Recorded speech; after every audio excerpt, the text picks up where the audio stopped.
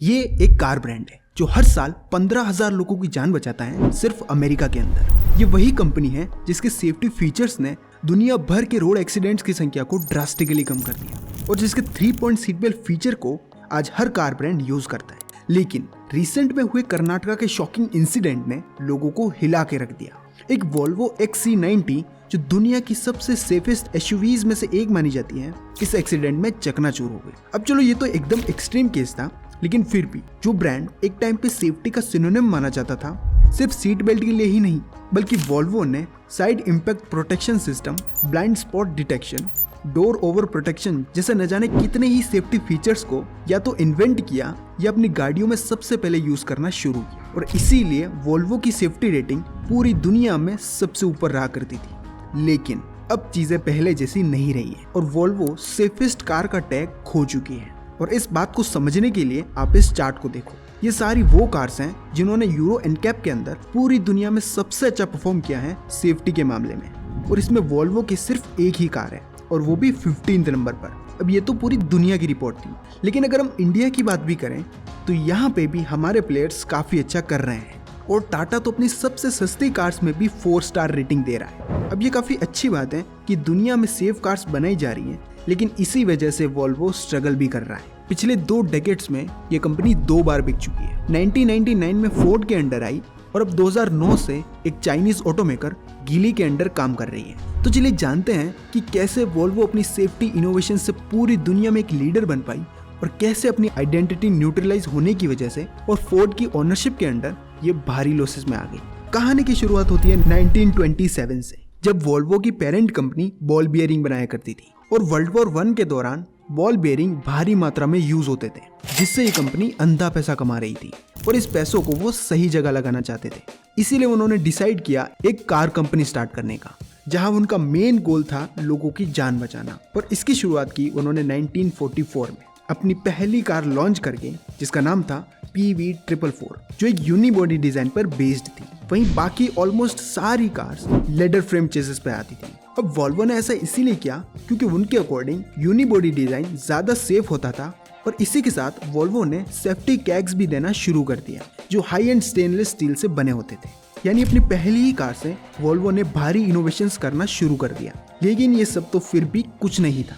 असली game changer आया 1959 में, जब वोल्वो के एक इंजीनियर नील्स बोहलिन ने 3 पॉइंट सीट बेल्ट फीचर का डिजाइन तैयार किया। 1950s वो समय था जब बाकी मैन्युफैक्चरर्स अपने फुल वर्कलोड पर काम कर रहे थे, लेकिन किसी को भी अपनी कस्टमर्स की जान की परवाह नहीं थी। और आज के टाइम में अगर हम देखें तो हर कार में आपको ये 3 पॉइंट सीट बेल्ट फीचर मिल जाएगा, बल्कि ये तो एक बेसिक सेफ्टी फीचर बन चुका है। और ऐसा इसीलिए हुआ क्योंकि वोल्वो एक ग्रेट इन्वेंटर के साथ एक महान कंपनी भी है, क्योंकि इवन तो उनके पास इस टेक्नोलॉजी के पेटेंट राइट्स थे, लेकिन फिर भी उन्होंने इस फीचर को फ्री टू यूज कर दिया बाकी सारे ब्रांड्स के लिए। वोल्वो का सेफ्टी फर्स्ट एटीट्यूड यही खत्म नहीं होता। इसके बाद 1964 में रियर फेसिंग चाइल्ड सीट्स का कंसेप्ट उन्होंने इंट्रोड्यूस किया और फिर 1970s में वोल्वो ने साइड इम्पैक्ट प्रोटेक्शन सिस्टम पर काम करना शुरू किया और 1990s में विपलेस प्रोटेक्शन सिस्टम और रोल ओवर प्रोटेक्शन सिस्टम्स आए। और ऐसे ही वोल्वो हर साल सेफ्टी को लेकर आगे बढ़ता रहा। लेकिन वोल्वो की पेरेंट कंपनी AB वोल्वो एक डाइवर्सिफाइड कंपनी थी जो सिर्फ कार्स ही नहीं बल्कि ट्रक्स, बसेस, कंस्ट्रक्शन इक्विपमेंट्स और इंडस्ट्रियल इंजन्स भी बनाती थी और इन सब में भी वो काफी अच्छा कर रहे थे। लेकिन वोल्वो कार्स के सफर में एक मेजर पॉइंट तब आया जब AB वोल्वो ने 1999 में अपने पैसेंजर कार बिजनेस को फोर्ड को $6.5 बिलियन में बेच दिया। अब उनका कार्स का बिजनेस भी कोई लॉसेस में नहीं था, लेकिन इसे बेचने के पीछे उनका कहना था कि फ्यूचर में कार मैन्युफैक्चरिंग इंडस्ट्री में सरवाइव करने के लिए लार्ज स्केल ऑपरेशन की जरूरत होगी।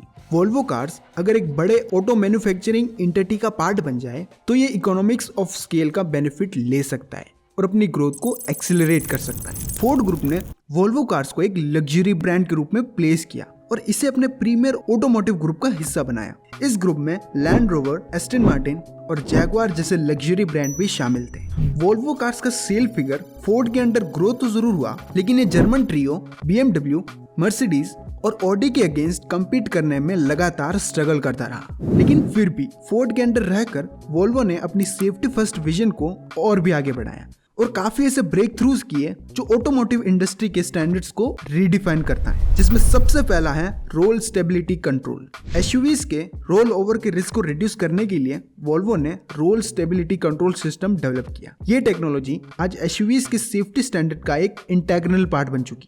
इसके बाद 2003 में वोल्वो ने BLIC सिस्टम लॉन्च किया, जिसकी फुल फॉर्म है ब्लाइंड स्पॉट इंफॉर्मेशन सिस्टम, जो ड्राइवर्स को उनके ब्लाइंड स्पॉट्स में व्हीकल्स के बारे में इंफॉर्मेशन देता है। फिर 2007 में वोल्वो ने एक लो speed automatic braking system introduce किया, जो अर्बन ट्रैफिक कंडीशंस में कोलिजन्स को प्रिवेंट करने के लिए डिजाइन किया गया। ये इनोवेशन वोल्वो XC90 में सबसे पहले इम्प्लीमेंट हुआ और वोल्वो ने पेडेस्ट्रियल सेफ्टी को और एडवांस करते हुए radar camera based technology introduce की, जो पेडेस्ट्रियंस को डिटेक्ट करके ऑटोमेटिक ब्रेकिंग एक्टिवेट करती थी। 1999 में वोल्वो कार्स ने 1,03,000 यूनिट सेल की थी, जो 2008 में बढ़कर 3,74,000 यूनिट्स हो गई। लेकिन फोर्ड ग्रुप के लिए प्रॉफिट मार्जिन काफी कम हो गए और रिसेशन के वक्त 2008-9 में फोर्ड ने वोल्वो कार्स को गीली, जो एक चाइनीज कंपनी है, उसको $1.8 बिलियन के लॉस पर बेच दिया। लेकिन अब सवाल आता है कि फोर्ड ने ऐसा क्यों किया? तो इसके पीछे मेजरली 2 रीजन है, जिसमें पहला है प्रॉफिट मार्जिन की कमी। वोल्वो एक प्रीमियम ब्रांड होने के बावजूद फोर्ड के लिए एक्सपेक्टेड प्रॉफिट नहीं कमा रहा था। जब फोर्ड ने वोल्वो को एक्वायर किया तब उन्होंने जर्मन ट्रियो के अगेंस्ट कम्पीट करने की सोची थी, लेकिन वोल्वो का सेफ्टी फर्स्ट अप्रोच उसे एक नीश ऑडियंस तक ही लिमिट कर रहा था, जहां जर्मन ब्रांड्स अपनी लग्जरी फीचर्स और परफॉर्मेंस के लिए फेमस थे, जबकि वोल्वो सिर्फ सेफ्टी पर फोकस कर रहा था। इसका नतीजा ये निकला कि वोल्वो कार्स के प्राइसेस तो प्रीमियम थी, लेकिन उसके बायर्स लिमिटेड थे और फोर्ड ने देखा कि उनके प्रॉफिट मार्जिन लगातार गिर रहे हैं। इसके बाद दूसरा रीजन था सिर्फ सेफ्टी पर ही फोकस करना। फोर्ड ने वोल्वो को एक लग्जरी ब्रांड बनाने की कोशिश की, लेकिन सेफ्टी पर ज्यादा फोकस करते हुए वोल्वो ने अपने कंपटीटर्स के कंपैरिजन में इनोवेटिव फीचर्स और एस्पिरेशनल ब्रांडिंग को मिस कर दिया। जबकि BMW, ऑडी और मर्सिडीज ने सेफ्टी के साथ लग्जूरियस डिजाइन और एडवांस्ड टेक्नोलॉजी को इंटीग्रेट किया, लेकिन वोल्वो सिर्फ अपनी सेफ्टी USP को ही पकड़कर बैठा रहा। इसका एक रीजन ये भी था कि फोर्ड का खुद का भी टाइम काफी खराब चल रहा था। 2008-9 के रिसेशन के दौरान फोर्ड को फाइनेंशियल चैलेंजेस का सामना करना पड़ा, इसलिए फोर्ड ने वोल्वो के साथ साथ अपने सारे PEG ब्रांड्स को बेच दिया, जैसे Aston Martin, Jaguar, land rover और वोल्वो। फिर गीली के अंडर आने के बाद 2009 का साल वोल्वो के लिए एक नई शुरुआत लेकर आया।